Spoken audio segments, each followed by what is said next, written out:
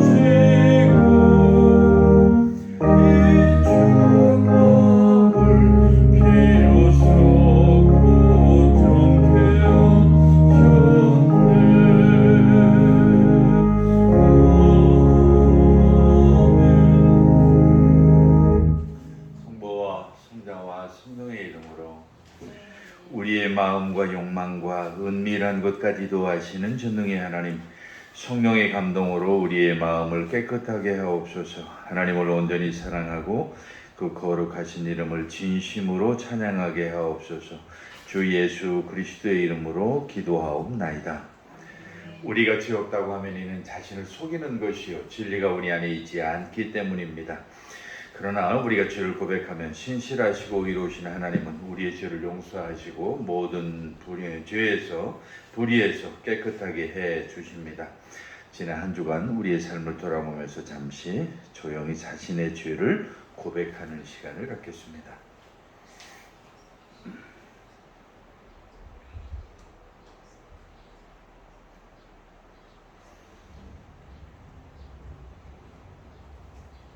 우리는 죄에서 벗어날 수 없음을 고백하나이다.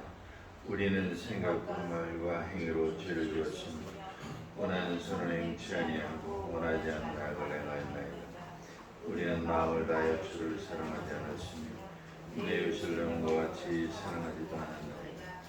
하나님의 아들 주 예수 그리스도를 보시고 우리를 불쌍히 여기소서. 우리를 용서하시고 새롭게 하옵소서.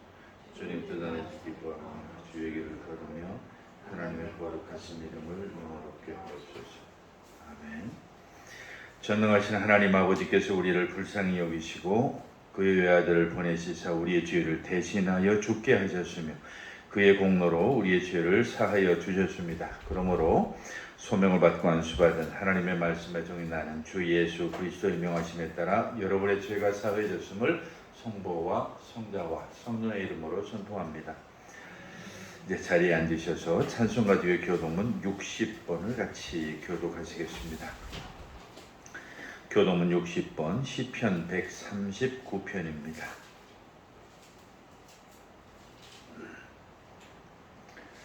여호와여 주께서 나를 보셨으므로 나를 아시나이다. 주께서 내가 앞으로 일어섰음을 아시고 어디서도 나의 생각을 밝게 하시오며 나의 모든 길과 내가 눕는 것을 살펴보셨으므로 나의 모든 행위를 익히 아시오니 여호와여 내 혀의 말을 알지 못하시는 것이 다름없으시이다. 내가 주의 영을 떠나고 들어가며 주의 앞에서 어디로 피하리이까. 내가 하늘에 올라간지라도 거기 계시며 수월에 내 자리를 펼치니라도 거기 계시나이다. 내가 새벽 날개를 치며 바다 끝에 가서 거주할지라도 거기서도 주의 손이 나를 인도하시며 주께서 오른손으로 나를 붙드시리이다. 하나님이여 나를 살피사 내 마음을 아시며 나를 시험하사 내 뜻을 아옵소서. 내게 무슨 악한 행위가 있나 보시고 나를 영원한 길로 인도하시도다. 아멘. 이제 한번 같이 기도하실 때에 나라와 민족을 위해서 기도하시고 특별히 우리 교회를 위해서 기도하시고 더 나아가서 어렵고 힘든 많은 우리 이웃들을 위해서도 기도하는 시간을 갖겠습니다.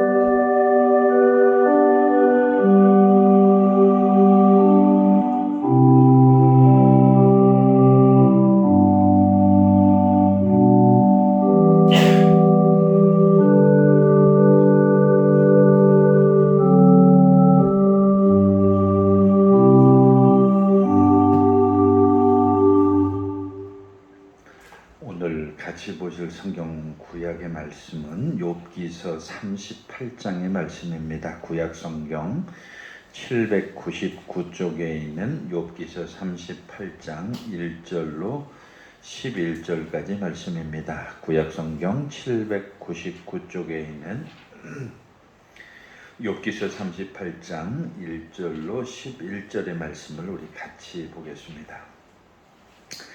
그때에 여호와께서 폭풍우 가운데에서 욥에게 말씀하여 이르시되 무지한 말로 생각을 어둡게 하는 자가 누구냐? 너는 대장부처럼 허리를 묶고 내가 내게 묻는 것을 대답할지니라. 내가 땅에 기초를 놓을 때에 내가 어디 있었느냐? 내가 깨달아 알았거든 말할지니라. 누가 그곳에 도량법을 정하였는지 누가 그 줄을 그곳 위에 띄우는지 내가 아느냐? 그곳에 주추는 무엇 위에 세웠으며 그 모퉁이 돌을 누가 놓았느냐? 그때의 새벽 별들이 기뻐 노래하며 하나님의 아들들이 다 기뻐 소리를 질렀느니라. 바다가 그 모태에서 터져 나올 때에 문으로 그것을 가둔 자가 누구냐? 그때 내가 구름으로 그 옷을 만들고 흑암으로 그 강보를 만들고 한계를 정하여 문빗장을 지르고 이르기를 내가 여기까지 오고 더 넘어가지 못하리니 내 높은 파도가 여기서 그칠지니라 하였노라. 아멘. 오늘 서간문은 고린도후서 6장의 말씀을 같이 보겠습니다. 신약성경 291쪽에 있는 고린도전서 6장 1절로 13절입니다. 신약성경 291쪽에 있는 고린도후서 6장 1절로 13절을 우리 같이 보겠습니다. 우리가 하나님과 함께 일하는 자로서 너희를 권하노니 하나님의 은혜를 헛되이 받지 말라 이르시되 내가 은혜 베풀 때엔 너에게 듣고 구원의 날에 너를 도왔다 하셨으니 보라 지금은 은혜 받을 만한 때요 보라 지금은 구원의 날이로다. 우리가 이 직분이 비방을 받지 않게 하려고 무엇에든지 아무에게도 거리끼지 않게 하고 오직 모든 일에 하나님의 일꾼으로 자친하여 많이 견디는 것과 환난과 궁핍과 고난과 매맞음과 갇힘과 난동과 수고로움과 자지 못함과 먹지 못함 가운데에서도 깨끗함과 지식과 오래 참음과 자비함과 성령의 감화와 거짓이 없는 사랑과 진리의 말씀과 하나님의 능력에 의해 무기로 좌우에 가지고 영광과 욕됨으로 그러했으며 악한 이름과 아름다운 이름으로 그러했느니라. 우리는 속이는 자 같으나 참되고 모명한 자 같으나 유명한 자요 죽은 자 같으나 보라 우리가 살아있고 징계를 받는 자 같으나 죽임을 당하지 아니하고 근심하는 자 같으나 항상 기뻐하고 가난한 자 같으나 많은 사람을 부유하게 하고 아무것도 없는 자 같으나 모든 것을 가진 자로다. 고린도인들이 너희를 향하여 우리의 입이 열리고 우리의 마음이 넓어졌으니 너희가 우리 안에서 좁아진 것이 아니라 오직 너희 심정에서 좁아진 것이니라. 내가 자녀에게 말하듯 하노니 보답하는 것으로 너희도 마음을 넓히라. 아멘. 찬송가 410장 찬송 드리겠습니다.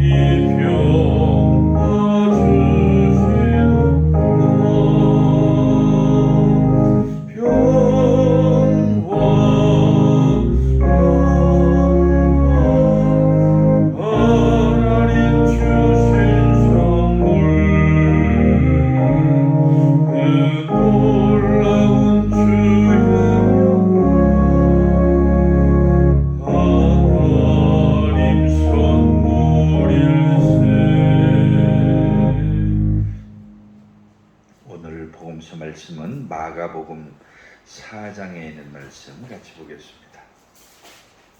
마가복음 4장 35절로 41절까지 있는 주님의 말씀을 펴시고 주님의 말씀을 듣기 위해서 자리에서 일어서시겠습니다.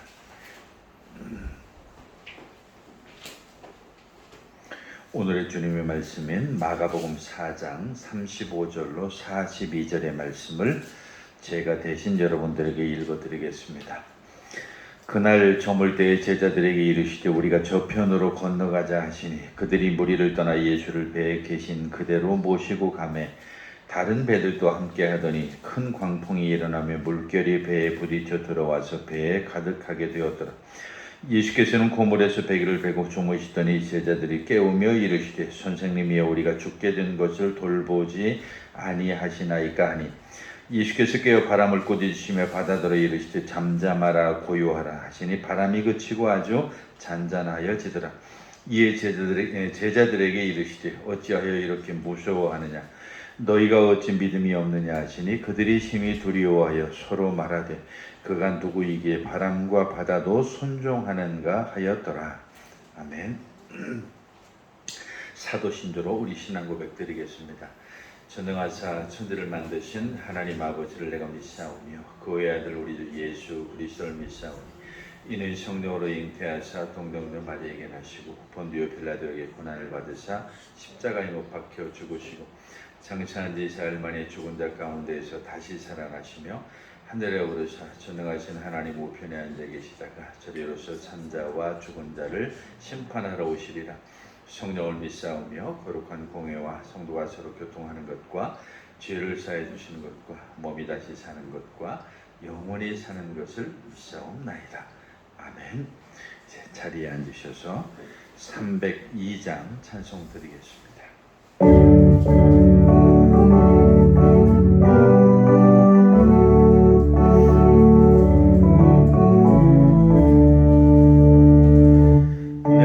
저 한가운데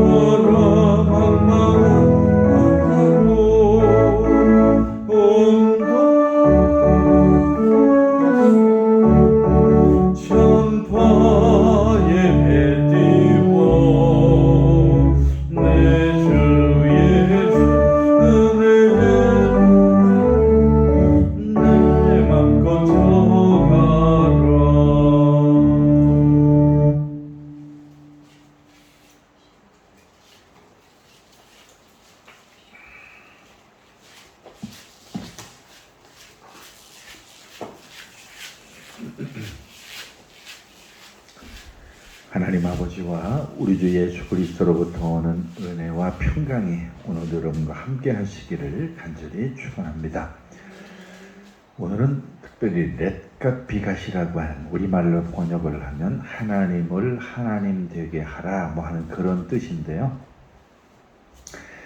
욥기 38장에 있는 말씀을 중심으로 해서 그런 제목을 정해봤습니다. 사실 이 영어로 제가 여러분들에게 들려드린 이유는 이 렛갓 비갓이라고 하는 이 하나님을 하나님 되게 하라라고 하는 이 신학적 주제는 종교개혁자 말틴 루터의 어떤 신학적인 그 자기 입장을 잘 표현한 그런 단어이기도 합니다. 특별히 필립 왓슨이라고 하는 한 신학자가 1947년에 렛갓 비갓이라고 하는 제목으로 이 말틴 루터에 관한 그런 책을 하나 썼는데, 사실은 안타깝게도 우리나라 한국어로 번역이 되면서 조금 그게 그대로 번역이 된 것이 아니라 프로테스탄트 신앙 원리라고 하는 그런 제목으로 그 책이 번역이 돼서 조금 그 제목이 좀 아쉬움이 좀 있기도 하죠.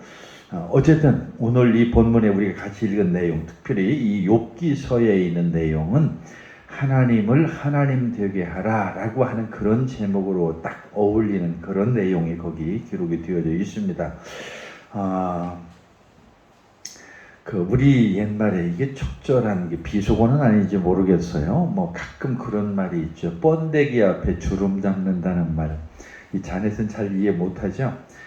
번데기는 고수예요. 고수. 말 그대로 그 대단한 기술과 기능과 실력을 가진 사람인데, 그 사람 앞에 가서 주름을 잡는다는 것은 그 사람 앞에서 잘난 척을 한다. 그러니까 전문가 앞에서 내가 퍽 많이 아는 척을 한다, 그런 얘기죠. 그래서 우리 한국인들은 그런 표현, 그런 상황을 닥치게 되면 번데기 앞에서 주름 잡는다 이런 말을 많이 써요.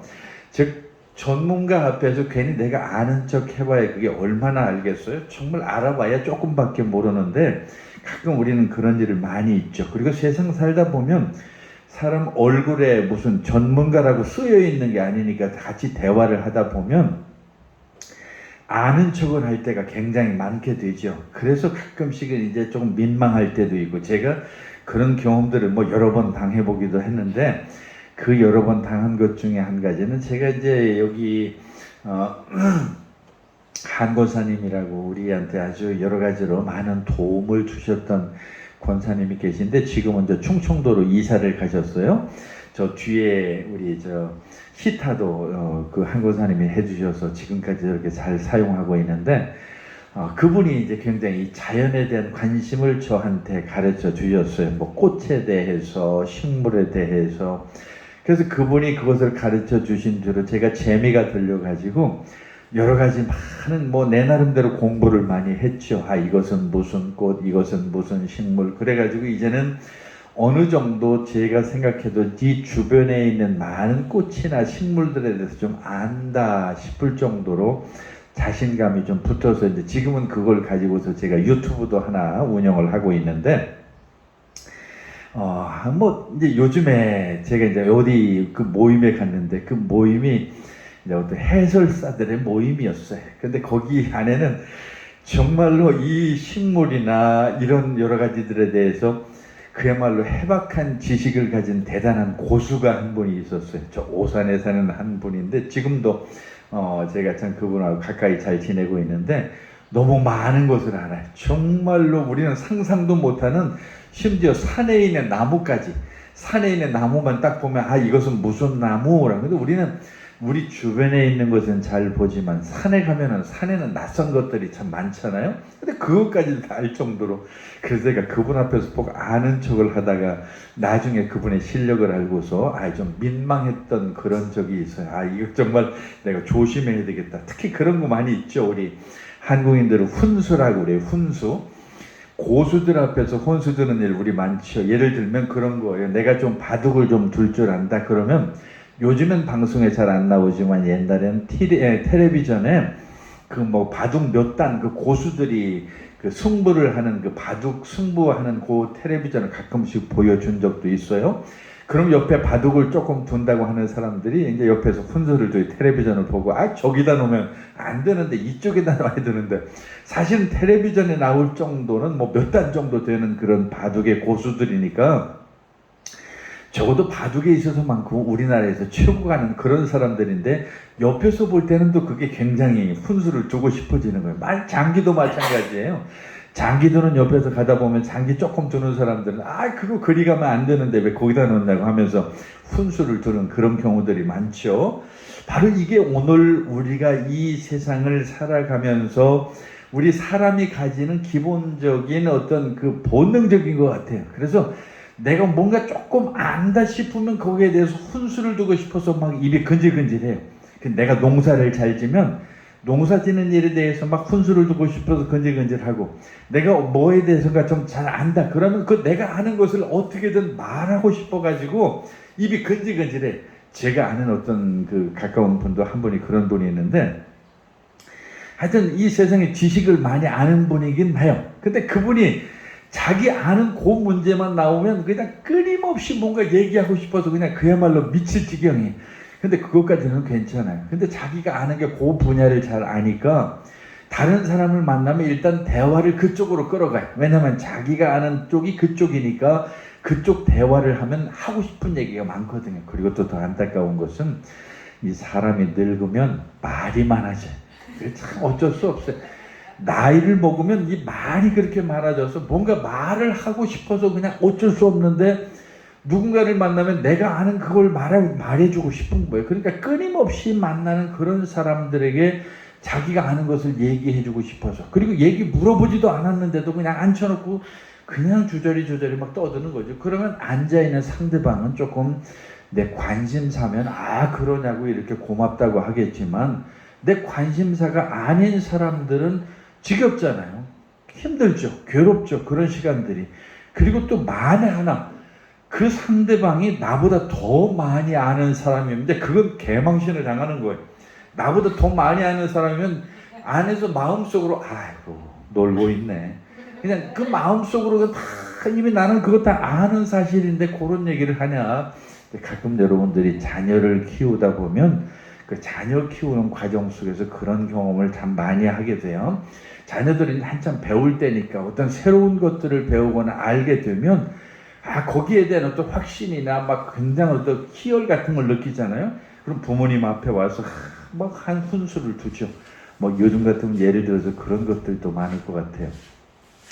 이제 엄마가 요리를 하고 있으면은 그 여자 딸내미들 같으면 그런 일이 많이 발생할 것 같아요. 뭐 유튜브를 보면 요즘엔 뭐 워낙 레시피들이 많으니까 거기서 무슨 된장찌개 끓이는 법을 하나 이제 딱 읽어보고서 그 딸내미가 엄마 된장찌개 끓이는 법을 옆에서 이제 훈수를 두는 거예요. 거기 마늘을 넣으면 안 되고 거기에는 뭘 넣어야 되고 뭘 넣어야 되고 하면서 막 옆에 훈수를 두면서 그 엄마를 능가하려고 하는 그런 때가 이제 많이 있죠. 사실 이제 나중에 그 딸이 나이를 먹고 엄마 입장에 되었을 때 이제 그걸 깨닫겠지만 참 쉽지 않죠. 그 사실을 깨닫는다는 게 어려워요. 끊임없이 우리는 그러한 유혹에 사로잡혀서 그렇게 살아가는 게 우리 인생이라는 거예요. 제가 왜 이 말씀을 여러분 드리려고 하면 오늘 우리가 읽은 이 욥기서가 바로 그 내용이에요. 사람이 하나님에게 훈수 두려고 하는 거예요. 사람이 하나님에게 설득하려고 하는 거예요. 하나님 그렇게 하면 안 돼. 하나님 그렇게 하면 잘못하는 거야. 하나님 지금 뭔가 잘못돼. 아이고 하나님 그러는 거 아니에요. 이러면서 하나님한테 지적질하고 하나님을 향해서 훈수를 두고 하나님을 향해서 내 지식을 가지고 하나님을 판단하려고 하는 그 이야기가 오늘 욥기에 써 있는 거예요. 사실 얼마나 이게 우스꽝스러운 얘기예요. 우리 삶에서 일어나는 사건들을 내가 지금까지 살아온 경험에 의하면 나는 하나님보다 더 잘 알아. 하나님은 정말 뭘 알아? 하나님 나 지금까지 내가 이걸 공부해왔고 내가 살아왔고 내 인생이 지금 이렇게 긴 인생을 살았는데 하나님이 아는 게 뭐 있어요? 그러면서 하나님한테 오히려 야단을 치고 훈수질을 하고 하나님한테 삿대질을 하면서 그것도 모르냐고 이렇게 하나님을 향해서 뭔가 가르치려고 하는 그러면서 우리 스스로가 대단히 많은 것을 알고 있는 것으로 착각하는 일들이 많다라고 하는 일이죠. 즉 오늘 우리 성경에 보니까 그런 내용이 적혀 있는데 이 욥의 이야기가 바로 그 이야기예요. 욥의 친구들이 지금 욥한테 와가지고 욥에게 정말로 이제 여러 가지 훈수를 둬요. 야, 너 이것도 잘못됐고 저것도 잘못됐고 네가 믿는 하나님이 좀 문제가 있어라고 하면서 하나님에 대해서 지금 자기들이 평가를 내리고 있는 그런 내용들이 거기 나오는데 그게 얼마만큼이냐면 자그마치 37장, 37장까지 그 이어져요. 그러니까 참 그 이야기를 읽어보면 가관이죠. 그러니까 이 세상에서 똑똑한 사람들은 욥의 친구들처럼 똑똑한 사람이 없어요. 정말로. 근데 제가 가끔 이 얘기하면서 여러분들한테 자주 이야기하는 것 중에 이 세상은 겸손할 필요가 있거든요. 세상은 내가 아무리 많이 알아도 내가 낮아질 필요가 있어요. 왜냐하면 제가 무협지 얘기를 여러분에게 자주 들려드렸듯이 세상엔 고수들이 많아요. 세상엔 정말 나보다 훨씬 잘하는 사람이 많아요. 내가 퍽 잘하는 거 가지고 막 흥분해가지고 떠들고 막 이렇게 아는 척을 하다 보면 어느 순간에 나는 그 사람의 발 뒤꿈치도 따라가지 못하는 정말 고수들이 너무 세상에 많은 게 바로 이 세상이에요. 그러니까 우리가 말을 조심해야 되는데 이 욥의 친구들은 자기들이 생각할 때 자기들이 참 이 세상을 많이 안다고 생각을 했기 때문에 37장이 되는 동안 계속해서 지금 하나님을 평가하는 거예요. 드디어 오늘 우리가 같이 읽은 이 38장에 하나님이 등장을 해요. 하나님 입장에서 얼마나 가소롭겠어요. 여러분도 마찬가지죠. 여러분들이 아이들 키울 때에 여러분의 자녀들이 여러분 앞에 와가지고 엄마 이거는 이렇게 만드는 거야 하면서 막 엄마가 뭐 하는 것을 가지고 뺏어가지고 이렇게 자기가 하려고 하는 그 모습 보면은 그냥 못 이기는 척 주기는 하지만 속으로 얼마나 가소로워요. 그래 너 한번 해봐 뭐 이렇게 하면서 또 우리가 웃을 수 있는 것처럼 하나님 입장에서는 지금 그런 상황이에요. 너무 우습고 너무 가소로운 상황이죠. 그래서 하나님이 이제 드디어 38장부터 말씀을 하시고 이제 우리가 듣는 입장이 되는 내용이 거기 기록이 됩니다. 자, 그런데 그렇게 되기까지 욥이라고 하는 이야기, 특히 욥기서에 대한 이야기를 우리가 조금 알고 넘어갈 필요가 있겠죠. 물론 여러분도 욥에 대해서 잘 알겠지만 그래도 한번 우리가 요약을 하면 이 욥이라고 하는 사람은 정말 성경에서 처음에 보면 흠이 없고 의로운 믿는 사람이었어요. 그러니까 정말로 깨끗한 죄가 없는 그런 사람이었어요. 그래서 그 재산도 많고 자녀들도 엄청나고 정말 대단한, 그러니까 어디 흠잡을 데 없는 그런 완벽한 사람이었다라고 이렇게 성경은 이야기를 합니다. 그것뿐만 아니에요. 더 완벽한 게 하나가 있는데 밤낮으로 하나님을 섬기는 데 있어서도 조금도 게으르지 않아. 그러니까 하나님도 잘 섬겨, 재산도 많아, 아이들도 자녀들도 많아, 막 여러 가지 많은 사람들한테 존경도 받아 하는 이런 정말로 훌륭한 그런 사람이었는데 어느 날 사탄이 이 욥의 믿음을 시험하기 위해서 하나님을 찾아와서 그렇게 얘기하는 거예요. 하나님, 저 욥이라고 하는 저 친구가 지금 배가 부르고 등이 따뜻하고 먹을 게 많아서 저렇게 하나님을 잘 섬기는 것이지 두고 보라고 저 친구가 어렵고 힘들고 고통스러우면 당장 하나님 욕하고 하나님 떠나갈 사람이라고. 보나마나 틀림없다고. 한 보라고 저 지금 저 가진 게 많고 부자고 뭐 행복하고 뭐 이러니까 지금 하나님을 좀 섬기는 것처럼 그렇게 흉내를 내는 거지. 하나님이 저 가진 거 다 뺏어보라고. 건강도 뺏고 재산도 뺏고 자녀도 뺏고 다 뺏어보라고. 틀림없이 하나님 원망하면서 아이고 하나님 나 안 믿을 거라고 하면서 하나님 떠나갈 거라고 이렇게 유혹을 자꾸 하는 거예요. 그래서 이 사탄이 욥이 신실한 이유는 바로 그런 것 때문에 그렇게 되어졌다고. 특히 믿을 수 없을 만큼 이 욥에게 많은 복을 주셨기 때문에 그렇게 지금 그 믿음을 잘 지키는 것이지, 그런 여러 가지 이유를 대면서 이제 그 유혹을 하는 거죠. 그리고 욥은 어느 날 수천 마리 가축과 재산과 모든 자녀들을 드디어 이제 하나님께서 증명을 해주기 위해서 그것을 이 사탄에게 보여주는 거죠. 다 잃어버리더라. 하루아침에 재산도 잃어버려, 모든 그 자기 욥이 가졌던 모든 걸 다 잊어버려, 거기다 질병까지 얻어 이러니까 그야말로 사탄이 이야기했던 그렇게 되어버리면 틀림없이 하나님을 원망할 것이라고 했던 그 상황으로 완전히 다 없어져 버린 거예요. 아마 우리 사람들이라고 하면 누구나 다 그렇죠. 그 일반적인 우리 인지상정이 그런 거예요. 왜 하냐? Why me?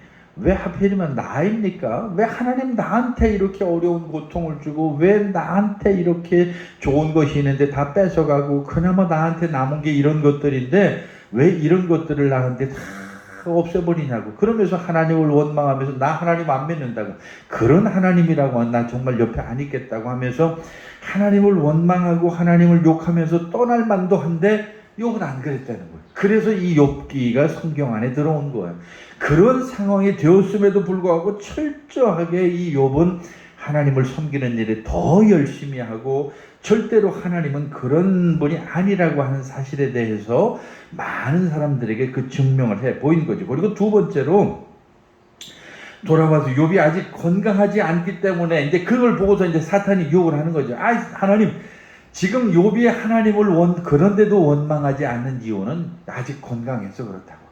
두고 보라고. 저 욥이 질병을 얻고 병이 나면 그때는 틀림없이 원망할 거라고 이렇게 이제 유혹을 하는 거죠. 그리고 나서 하나님을 그 병이 나면 도망갈 거라고 이렇게 이야기를 하는데 하나님께서는 사탄이 욥의 온몸을 덮친 그 생명을 위협하는 피부병이 걸리게 하는 그런 아주 심각한 질병에 걸리게 했는데도 불구하고 이 욥이 너무 아파서 도저히 사람을 만날 수 없을 지경이 되었는데도 불구하고 정말 이 욥이 하나님을 원망하지 않는 거예요. 그러니까 이제 드디어 욥의 세 친구들이 이제 이거 옆에 욥한테 오는 거예요. 그러면서 이제 욥한테 그 모든 현실에 대해서 이야기를 하는 거예요. 너는 이런 죄도 있고 저런 죄도 있고 틀림없이 네가 이렇게 된 거는 네가 죄져서 그래. 너 죄진 게 얼마나 많은 줄 하면서 막 이 친구들이 이런저런 여러 가지 막 하는 있지도 않은 죄들을 갖다 들먹이면서 이 욥한테 너는 죄져서 그래라고 하면서 그렇게 욥을 얕잡아보고 여러 가지 불행한 사건을 초래한 그 헤아릴 수 없는 많은 여러 가지 지적질을 해야 되는 거죠. 그리고 가끔 가다 이제 욥도 그 친구들 사이에서 그 자기 이야기를 하는 그런 장면 몇 군데가 나옵니다. 자, 여기까지도 하나님이 참으셨어요. 그랬는데 그 놀라운 역사는 바로 오늘 우리가 읽은 바로 그 내용부터 드디어 시작이 됩니다. 38장 1절에 그때의 여호와께서 이제 드디어 하나님이 나타나신 거예요.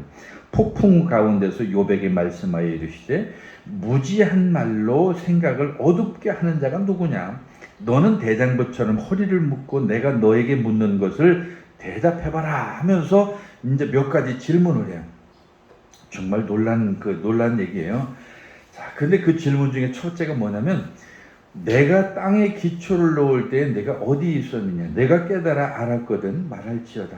하나님은 욥에게 땅의 기초 바다요, 아침이요, 비와 별과 구름과 동물을 창조할 때 너 어디 있었지? 라고 이렇게 물어보는 거예요. 욥은 장마다 하나님께 당신은 하나님 어디 계십니까? 라고 하는 이 문제에 대해서 끊임없이 물었거든요. 우리는 늘 어렵고 힘든 상황이 내게 다가올 때마다 우리가 물을 수 있는 가장 중요한 질문 중, 그리고 가장 흔한 질문 중에 하나는 하나님 어디 계신 거예요? 나 지금 이렇게 어려운데. 욥에게 끊임없이 욥이 이제 그런 질문을 끊임없이 했죠. 전에도 하나님 어디 계신 거예요? 내 가족도 잃어, 내 재산도 잃어, 심지어는 내 질병까지 얻었는데 정말 더 하나님은 어디 계신 거예요? 하나님 계시는 거 맞아요? 라고 이렇게 끊임없이 물을 그 대답에 지금 하나님이 그렇게 묻는 거예요. 내가 땅에 기초를 놓을 때에 내가 어디 있었느냐? 내가 깨달아 알았거든 말할지어라. 정말 대답이 어디에도 있을 수가 없어요. 정말 대단한 거죠. 너는 지금 잠깐 동안에 그 너에게 일어난 그 문제를 놓고서 나한테 얘기하지만 네 인생이라고 하는 것이 길어봐야 얼마나 길어. 네 인생은 짧잖아. 네 인생 곧 순간적으로 일어난 그걸 가지고 전체를 판단하는 너는 정말 너무 어리석지 않느냐 그런 얘기예요. 내가 세상을 창조하고 내가 지금까지 이 세상을 통치하고 섭리해온 그 긴 과정에 대해서 네가 조금이라도 알고 있느냐? 우리는 모르잖아요. 내 인생 그거밖에 우리는 아는 게 없잖아요. 죄 많은 인간인 욥은 우주의 이 경이로움을 이해하기에는 사실 부족하죠. 우리 인간이 그런 거잖아요. 정말 우리는 인생 내 짧은 순간 나에게 닥친 어떤 그러한 상황 속에서만 하나님을 판단하려고 하는 거지, 하나님은 그 이전부터 세상을 창조할 때부터 그리고 이 세상이 끝날 때까지, 그때까지 영원히 계시는 분이 하나님이신데, 나의 잠깐 그 순간 내가 느낀 감정과 내가 경험한 것들을 가지고서 하나님을 판단하려고 하는 그런 것들을 하나님께서 지적하시는 거죠. 내가 땅에 기초를 놓을 때 내가 어디 있었느냐, 내가 깨달아 알았거든 말할지니라. 누가 그것의 도량법을 정하였는지, 누가 그 줄을 그것 위에 띄웠는지 네가 아느냐. 그것의 주추는 무엇에 세웠으며 그 모퉁이 돌은 누가 놓았느냐. 이 말은 다른 말로 하면 그 긴 세월 동안, 긴 우주의 역사 동안에 세워진 그 많은 시간 동안에 과연 내가 아는 게 뭐가 있느냐. 정말이지 우리가 어리석은 게 그거예요. 우리 인간들은 많이 아는 것 같지만 우리가 길게 살아봐야 100년, 고작 100년 남짓이잖아요. 그 100년 남짓한 그걸 가지고서 우리가 하나님을 판단하려고 하는 거죠. 하나님은 이런 분이고 이렇게 저렇게 해서 그 하나님에 대해서 말하고 싶어 하는 것들이 얼마나 많아요. 그러나 하나님은 그 100년이라고 하는 그 짧은 시간을 가지고서 판단할 수 있는 그런 분이 아니라는 거예요. 긴 역사와 이 우주 가운데 함께 해오신 하나님이라고 하면 그 안에서 우리의 인생이라고 하는 것은 티끌만도 못한 거죠. 여기 있는 이 하나님의 말씀은 예수님께서 산상수훈에서 하신 그 다음과 같은 말씀이 생각이 납니다. 공중의 새를 보십시오. 심지도 않고 거두지도 않고 창고에 모아두지도 아니하는데 너희 하늘 아버지께서 먹이시지 않습니까? 너희는 그들보다도 훨씬 귀하지 않습니까? 라고 하는 이 말씀이죠. 이 말씀은 하나님 아버지께서 여기서 말씀하시는 그 진리를 잘 반영을 하는데, 욥은 자신의 삶에서 일어나고 있는 자기 자신의 끔찍한 고통을 바라보면서 하나님이 정말로 그 일에 적절한 무엇인지, 그리고 하나님에 대해서 이런저런 자기 경험을 통해서 판단하고 있는 거예요. 그러니까 하나님 안에 일어나는 일을 자기 경험으로 다 판단을 하고 재는 것이죠. 그때 하나님께서 지금 욥을 통해서 말씀하시는 것이 뭐냐? 바로 오늘 제목 Let God be God. 욥아, 내가 하나님이 되게 하면 안 되겠니?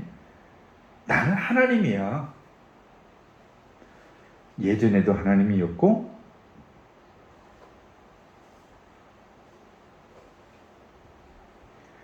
지금도 하나님이다.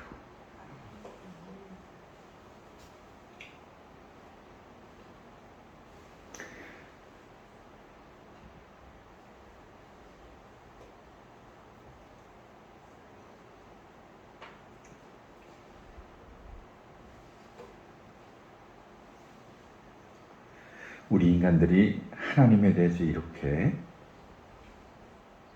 통제하고 판단하고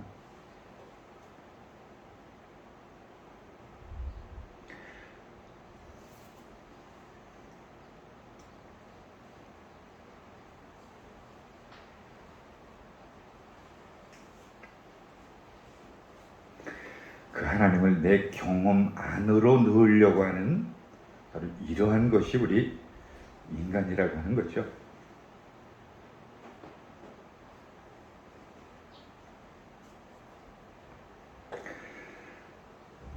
이때 하나님께서 욥에게 오셔서 그렇게 말씀하십니다. 내가 하나님이야.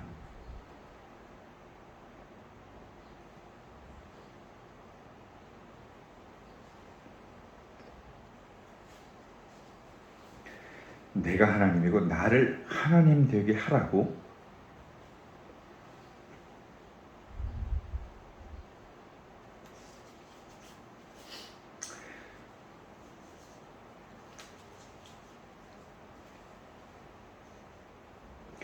그렇게 말씀을 하시는 거죠. 그런데 우리는 사실 이 욥기서의 전체 내용을 알면은 이게 얼마나 우리에게 큰 힘을 주는 것인지를 물론 잘 알죠. 욥기서의 끝부분에 보면 이 하나님께서 이 욥에게 얼마나 많은 축복을 주셨는가라고 하는 내용을 우리가 잘 알 수가 있는데, 사실은 그 욥기서의 마지막 구절 12절에 보면 여호와께서 욥의 말년에 전생보다 더 많은 복을 주셨다. 그러니까 전에 잃어버리기 전보다 모든 것을 잃어버리기 전보다 더 많은 복을 주었다라고 하는 것을 통해서 우리는 잘 그 결말을 알고 있죠. 그리고 하나님께서는 이 욥을 미워하거나 욥을 정말 그 외면하거나 하나님은 절대로 욥에 대해서 소홀히 한 분이 아니라고 하는 사실을 우리는 잘 알죠. 그래서 우리는 여기서 결론을 뭐라고 알 수 있느냐면 하나님은 우리를 사랑하시는 분이다. 하나님은 우리를 좋은 곳으로 인도하시는 분이다. 그런데 욥이 경험을 통해서 얻은 게 고작 재산이 더 늘어났다라고 하는 이게 아니라고 하는 거예요. 전적으로 이 욥이라고 하는 사람이 엄청난 고난과 고통과 슬픔 속에서도 하나님 앞에 가까이 나갔다라고 하는 것이고 그 어려움 속에서도 절대로 하나님을 떠나지 않았다라고 하는 것이죠. 철저하게 그 하나님 안에 있고 그리고 그 하나님과 더불어 동행했다. 그러므로 말미암아 그 하나님이 그 삶을 지키시고 그리고 그 하나님께서 그 삶을 인도해 주셨다라고 하는 그런 거죠. 자, 우리도 사실 마찬가지입니다. 오늘 우리가 가만히 생각을 해보면 우리의 삶이라고 하는 것이 그리고 우리 인생이라고 하는 것이 산 넘어 산 같은 거죠. 하나의 산을 넘으면 또 산이 오고 또 제가 언제 한번 그 묵상에다 그런 묵상을 한번 적은 적이 있는데 우리가 등산할 때 거의 다 왔어요 하는 그 이야기에 대해서 우리가 산을 오를 때에 힘들게 가고 있었는데 거의 정상쯤 왔다 싶어서 그냥 그 내려오는 분한테 물으면 다 왔대. 근데 우리 올라가는 사람 입장에서는 아무리 가도 다 왔다는 그 정상이 안 보이면 정말로 화딱지나죠. 정말 원망도 생기죠. 그런데 사실 가만히 생각해 보면 우리 인생이라고 하는 게 그런 거라는 거예요. 산 넘어 산. 그냥 하나의 산을 넘으면 또 다른 산이 있고 끊임없이 많은 산들이 우리에게 다가오는 바로 그런 것들이죠. 사실 어떤 형태로든지 우리 교회 생활도 그런 것이라 생각이 돼요. 저는 이게 목회를 하면서 늘 그런 것들을 경험하는 것 중에 하나가 바로 그런 것이죠. 그런데 그 속에서 하나님을 하나님 되게 하는 것을 인정한다라고 하는 게 참 어려워요. 왜냐하면 인간적으로 원망하고 싶고 그리고 끊임없이 내가 판단하고 싶고 내 경험으로 그것을 재고 싶고 그리고 우리가 할 수 있는 가장 쉬운 일은 사실 이 상황 속에서 하나님을 하나님 되게 바로 세우는 그것이라고 하는 것입니다. 오늘 우리에게 정말 어떤 일이 다가오고 어떤 상황이 벌어진다고 할지라도 우리가 정말 하나님이 나를 사랑하시고 나의 많은 것들을 책임져 주실 것이라고 하는 그 믿음이 우리에게 있다고 한다면 정말 그 하나님이 나를 인도하시고 책임져 주실 것이라고 하는 그 확신 그대로 그 믿음대로 되어질 줄로 믿습니다. 얼마든지 우리 삶에는 어려운 일들이 일어날 수 있죠. 그리고 우리만큼 정말로 많은 사람들이 힘들고 고통스럽게 살아갑니다. 그때마다 우리가 바라봐야 될 것은 세상을 바라보는 것이 아니라 바로 하나님을 바라보고 십자가를 바라보고 바로 그 안에 그 십자가에 달리신 예수 그리스도를 바라보므로 말미암아 그분이 우리를 위해서 죽으셨고 그리고 그 하나님께서 우리를 위해서 예비하신 여호와 이레라고 하는 하나님의 축복이 우리를 기다리고 있다는 사실에 대해서 믿으시기 바랍니다. 그런 어렵고 힘든 때가 오면 십자가 외의 다른 곳을 바라봐서는 안 될 줄로 합니다. 우리의 구원자는 죄의 대가를 치르시고 자신이 하나님인 것을 단번에 우리에게 보여주셨습니다. 마귀가 우리한테 다가와가지고 끊임없이 하나님에게 유혹해서 욥에게 그랬듯이 틀림없이 그 재산을 뺏으면 욥도 변할 거예요. 틀림없이 건강을 뺏으면 결국 욥도 변할 거예요. 우리에게 끊임없이 그런 유혹들이 다가올 때마다 우리가 그런 유혹에 넘어가지 않고 오히려 더 하나님 앞에 더 십자가로 나아갈 수 있기를 바랍니다. 특별히 제가 처음에 여러분한테 얘기했던 것처럼 고수 앞에서 우리가 잘난 척하지 않는 것, 그야말로 번데기 앞에서 주름 잡지 않는 그런 마음으로 우리가 믿음을 가져야 되겠죠. 끊임없이 내가 어려울 때마다 하나님을 향해서 손가락질을 하고 하나님을 향해서 원망을 하고 그리고 그 하나님을 내 작은 경험과 지식으로 판단하려고 하는 그런 잘못을 저질러서는 안 될 줄로 합니다. 우리가 끝까지 믿음 안에 남으면 그 믿음 안에 이 욥을 통해서 축복해 주신 것보다 더 많은 것으로 오늘 하나님이 축복해 주실 줄로 믿습니다. 기도하겠습니다. 사랑의 하나님 아버지, 하나님의 크고 놀라우신 은혜를 감사합니다. 오늘 그 욥이라고 하는 사람을 통해서 참 어렵고 힘들 때 끊임없이 하나님을 의지하고 하나님을 바라봤던 그 믿음대로 그가 하나님의 축복을 받았던 것을 우리는 기억합니다. 주님, 우리 삶에서 많은 어려움이 다가올지라도 그 속에 우리가 좌절하지 않게 하시고 오히려 하나님을 바라보면서 더 놀라운 하나님의 은혜를 사모하게 하여 주시옵소서. 예수님의 이름으로 기도하옵나이다. 아멘.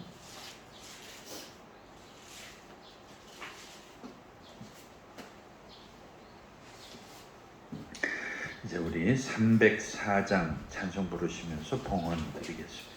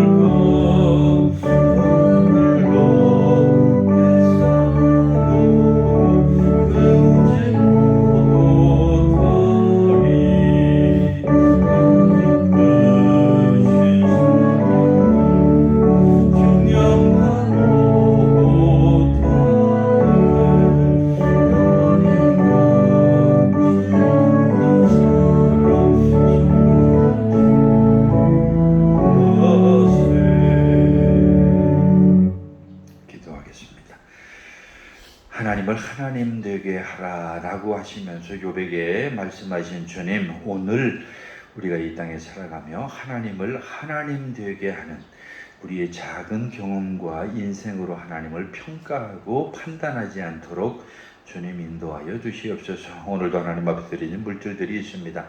기뻐 받아 주시옵시고 그 물질이 닿는 곳마다 하나님의 놀라운 은혜가 넘쳐나게 하시고 하나님 드리지 못한 손길에는 더 큰 믿음을 허락하시며 하나님의 큰 은혜로 말미암아 이 교회가 그리고 이 땅에 하나님의 귀한 일을 감당할 수 있도록 물질의 풍족함을 허락하여 주시옵소서.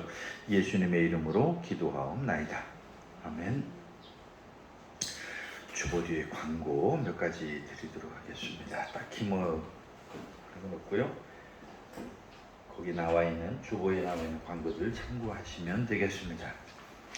이제 우리 다 같이 자리에서 일어나셔서 1장 찬송 부르시고 축도로 마치겠습니다.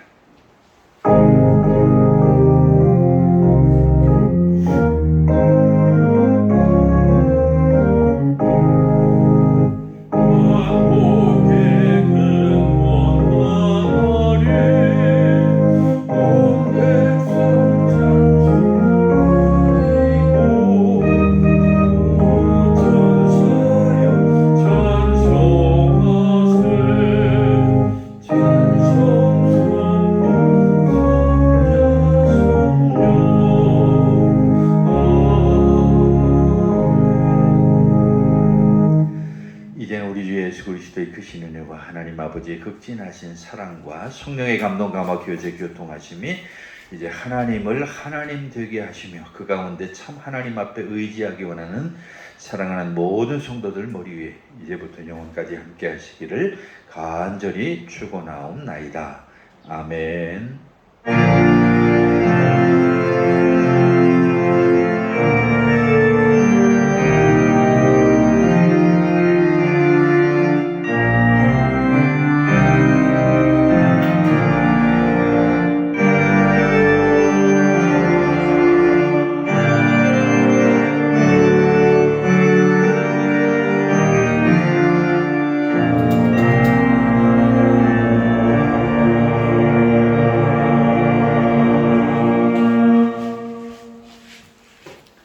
예배 마치겠습니다. 평안히 돌아가십시오.